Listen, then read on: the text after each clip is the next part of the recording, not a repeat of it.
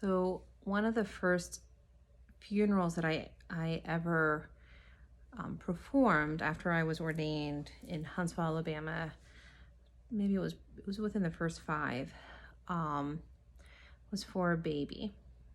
And every time you do a funeral for an infant, it's always one of just the saddest things I think any clergy will ever be asked to do.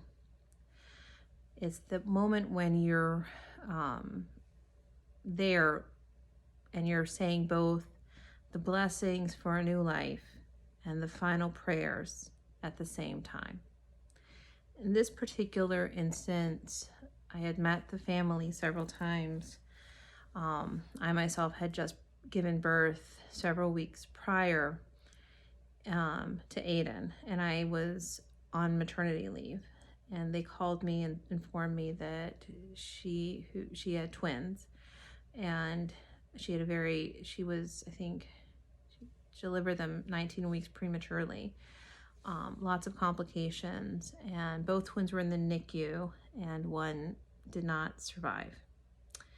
And as I was sitting there, and I, doing the blessings that you do for when an infant is born, and then the blessings that you do for when they die, I've kind of held that memory inside of me and not really thought about it much, perhaps because at the same time I was a brand new mom, and it was very challenging for me to subsequently come home and look at my healthy newborn, or also because I continue to remain, and I am still friends with this couple, and they went on to have yet another child, and all of the ups and downs that they went through. But as I was reading through a teaching by Alan Liu, this memory once again surfaced. On Rosh Hashanah, we have all of these prayers that it's the beginning, it's the birthday of the world. And Yom Kippur, we have all of these prayers, these final prayers in the service just now that we're in the middle of, focused on the end. We have final vidui, final confession. We just had a wonderfully powerful, poignant meditation where we contemplated the loss of our loved ones in our family. And for a 10-day period, we can kind of see that just like this infant, their life was just cut short, and our life is very, very short. Rabbi Nachman of Breslov reminds us that life is like a narrow bridge, and it's incumbent upon us not to be fearful for it.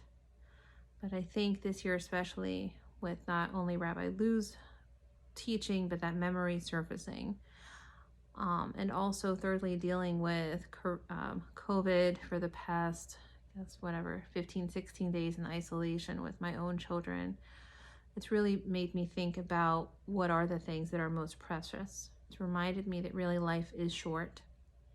We're living in a time where I think I saw in the Washington Post a couple of days ago that 1 in 500 Americans has passed away from COVID. So all the more are we reminded about the shortness of life.